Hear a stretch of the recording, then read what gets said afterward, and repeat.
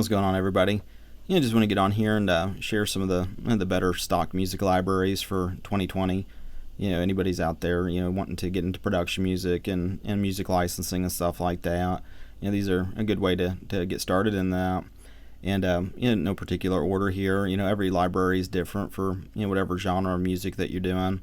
But these have historically been good for me. So hopefully they're good for you too. And no particular order here, but Palm 5 has been about one of the better ones. Mainly because they get so much traffic. Because they do more than just music. They do footage, After Effects, photos, and all sorts of just like media assets. And so you get people that are shopping around for some B-roll and browsing music at the same time. And so this has done really well, and does really well for a lot of other producers and composers and stuff like that. They're really artist friendly, and at the same time you can set your prices, and I recommend them highly. So I'll put a link in the description. You can go and you can sign up and get going. I don't think there's a particular number of tracks that you need to get going or anything.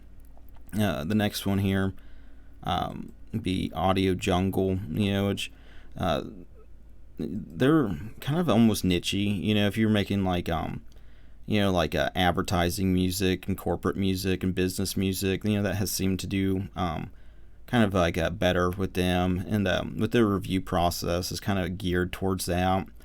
So if you're making like cinematic music, you'd still get it approved and stuff like that, but it almost seems like happy clappy ukulele kind of delayed guitar and stuff like that. That does okay over here.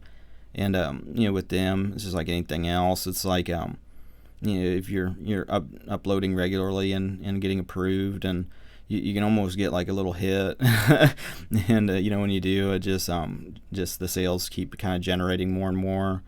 The next one that's worth checking out here is Audio Sparks. For me, I do most of for like them as a library. A lot of like the revenue money I make from them comes from like Radio Sparks. They basically take tracks and then put them in different like in-store just like retail and restaurants and just hotel, who knows where all they put it. That's kind of their thing, but it has done well for me on different levels of music. They've put some of my tracks on different labels, and just through uploading to them and doing that. And so also know a lot of producers and composers that do a lot with them. The next one we're checking out is Motion Array, which they are kind of like the subscription-based model, which might be a trigger for some people, but like it's doing okay for me. And I've been with them, I don't know, maybe like a year or two, and consistent sales when it comes to basically you split like the revenue that they make every quarter or whatever, and I don't know how it's all divided, but it's done well, and check them out and see if it's a fit for you and your music. The last one is like Melody Loops, and this one again might be like a trigger for some people, mainly because like their prices are kind of low, but like I've always like just uploaded like music loops, which kind of was like their thing. But I think they branched out into like different full length and stuff like that. But this has like been a consistent just like a little money maker. And I've heard that from like a handful of other people too that have their music with them. It's like just consistent. It's been consistent for years. And so I just want to share that with you guys if you make some music loops or any of that kind of stuff. And I want to share one last resource with you guys. And this is like kind of like the best way to research and stay up to date with like some of these new libraries and publishing people. This is like the Music Library Report, And this is where, the different producers and composers and creators and whatever label you want to put, they get together and rank the libraries and, share their experiences, where they're getting placements, where they're licensing stuff. And, it's I'd say better than like a Google search. Like this, I think, I don't know, it costs to get like a week membership, and I don't remember what it is. I'm going to show you guys. Like $20, well worth it, for a 1 week pass. And you get access into the different libraries and the ratings and stuff. I tend to drop in about every quarter or so, just to see if anything's popping off, anything new, or that type of stuff. The thing about just like music licensing and production music, it's kind of changed over the years. Like for example, like Pond 5 used to be able to just upload and get organic sales and stuff like that, but it's kind of changing just because just the number of tracks that these people, these different libraries and stuff have. I think if I can find it here, music tracks. Let's see it. It's like almost 1 million. I think the last time I looked. I don't know if it'll pull up. Yeah, I don't know how to find it anymore. But like yeah.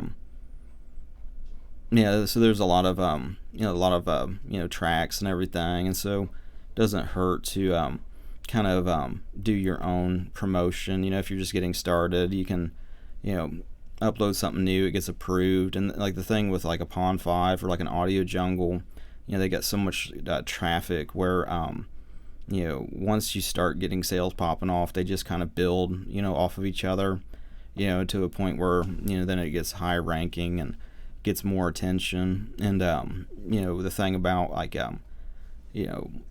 Pond 5, Audio Jungle, any of these big libraries, if you're just depending on their organic search and their flow, you're missing out. Because a big part of this thing is, if you're making good music in itself, that's good. It kind of markets itself. So there's lots of different ways to do that.